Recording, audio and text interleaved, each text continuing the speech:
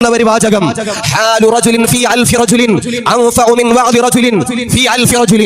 ഒരാളുടെ ജീവിതം കണ്ടുകൊണ്ട് ഒരാൾ ലക്ഷക്കണക്കിന് ആയിരക്കണക്കിന് ആളുകളുടെ മുമ്പിൽ ദീർഘമായി പ്രഭാഷണം നടത്തുന്നതിനേക്കാൾ ഒരാളുടെ ജീവിതം കണ്ടുകൊണ്ട് ആയിരക്കണക്കിന് ആളുകൾ അവരുടെ ലൈഫിനെ ചേഞ്ച് ചെയ്യുന്ന ഒരു രൂപം ഇന്ന് പരിശുദ്ധമായ ദീൻ വളർന്നത് വാളുകൊണ്ടെന്ന് പറയുന്നവരുണ്ട്, പരിശുദ്ധമായ ദീൻ വളർന്നത് അമ്പുകളെ കൊണ്ടെന്ന് പറയുന്നവരുണ്ട്, പരിശുദ്ധമായ ദീൻ വളർന്നത് യുദ്ധം കൊണ്ടെന്ന് പറയുന്നവരുണ്ട്. തീർച്ചയായും അല്ല.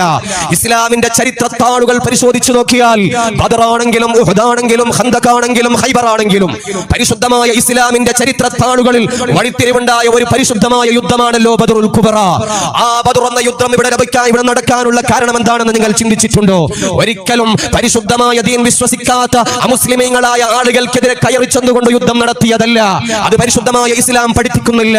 ലൈസ മിന്നാ, എന്നിൽപ്പെട്ടവനല്ല ഭീകരവാദം നടത്തുന്നവൻ, എന്നിൽപ്പെട്ടവനല്ല തീവ്രവാദം നടത്തുന്നവൻ എന്ന് ലോകത്തേക്ക് പറഞ്ഞു തന്ന ഹബീബുൽ വറ മുഹമ്മദ് മുസ്തഫ സ്വല്ലല്ലാഹു അലൈഹി വസല്ലം.